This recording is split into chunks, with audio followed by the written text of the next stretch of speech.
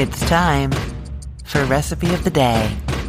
I will say right off the bat that I love garlic bread, and it just makes a meal more special. As simple as it is, if we're having just spaghetti for dinner and then we add the very simple garlic bread on the side, suddenly I am happier.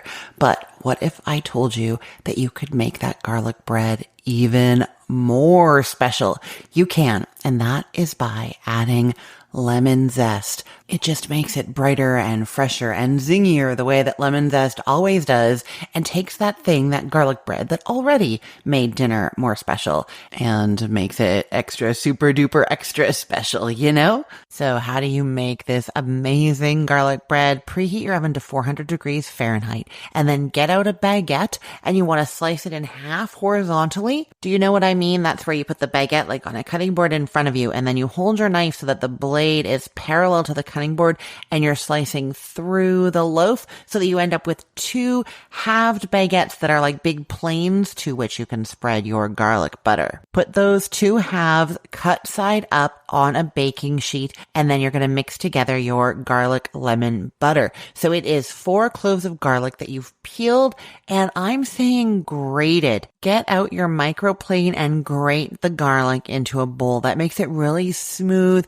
and it spreads it out really well into the butter so that you don't get any big clumps, all nice and smooth like a paste. Alternatively, you can actually use a small food processor and puree your butter with the garlic. That's going to work as well. So that was 4 cloves of garlic that you've grated or that you have food processed with 8 tablespoons of room temperature butter. Now I'm calling for unsalted butter here because you're going to add salt to it. But if you're using salted butter, you're going to not add the salt. You're going to wait and you're going to taste, and then you're going to decide if you want to add salt or not. See what I mean? To that butter and garlic mixture, you are adding a 1/4 cup of very finely minced fresh flat leaf parsley. Now, you could have just put the parsley in with the food processor if you're going that route, but it does make the butter kind of a green color, and not everybody wants that. So if you don't want that, you can mince your parsley and then stir that into the garlic and butter mixture. And you are also adding 2 tablespoons of lemon zest to that. That's coming from 3 lemons probably. You get about a tablespoon of lemon zest per lemon,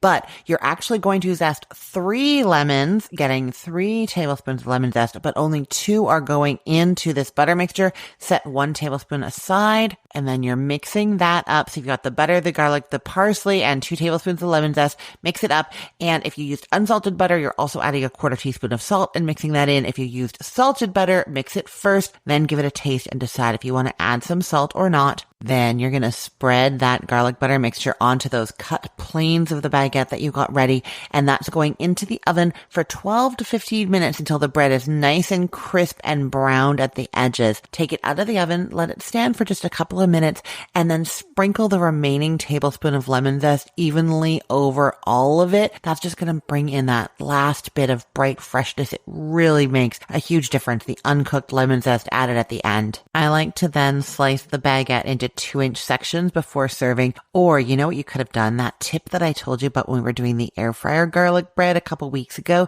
So that what you do is when you were first slicing that baguette horizontally before you spread anything on it, you then do slices 2 inches apart down into it, not going all the way through, but most of the way through.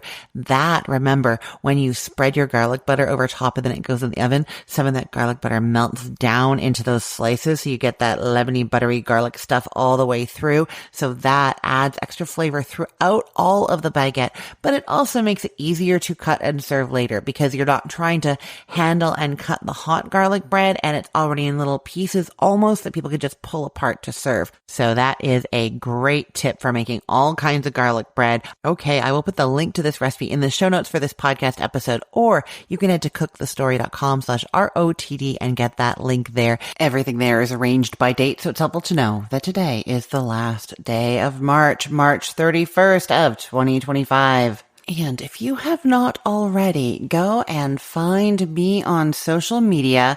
I am Cook the Story everywhere that I play over there. That is Instagram, TikTok, Pinterest, and Facebook.